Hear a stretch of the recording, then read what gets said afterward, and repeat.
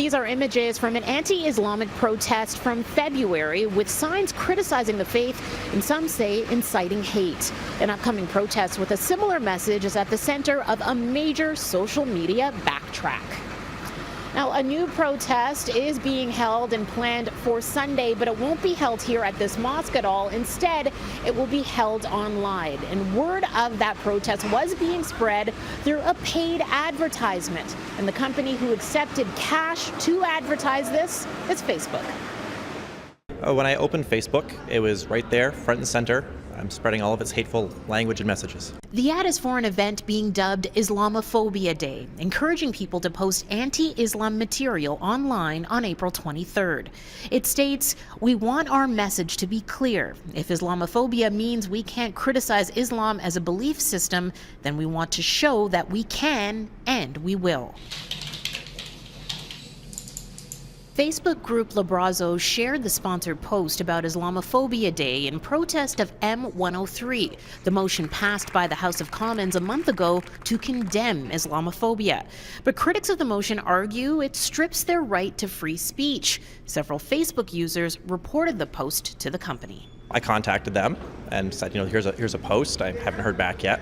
But other users did, and they say the response they received was not what they expected. Here are their posts, indicating that Facebook looked over the event that was reported, but determined it didn't go against its community standards. Several Toronto residents reported the ad to Facebook, including David. To allow a post to get posted in the first place is somewhat understandable because they have millions of ads. But to go a step further and then not take it down when it's brought to their attention makes them, I think, in my mind, complicit in the spread of the hate language. Facebook says all ads go through a review and approval process before being posted, and ads that discriminate will be rejected. They admit this one fell through the cracks. After City News contacted Facebook, the social media giant dropped the ad today, saying, "We're very sorry about this mistake. This ad violated our ad policies and was removed as soon as we were able to investigate. Our team reviews millions of advertisements each week, and we sometimes make mistakes." So it is troubling, but I guess we would be satisfied with the fact that Facebook has taken it down.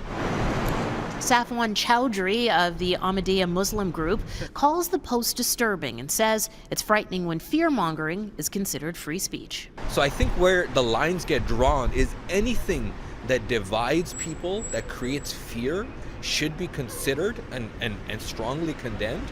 And is borderline hatred. But free speech laws state you're allowed to criticize a religion based on fact. Where those aspects are based on stereotypes and are based on ignorance, then that's where you'll see that it crosses the line from freedom of speech and could potentially result in hate speech.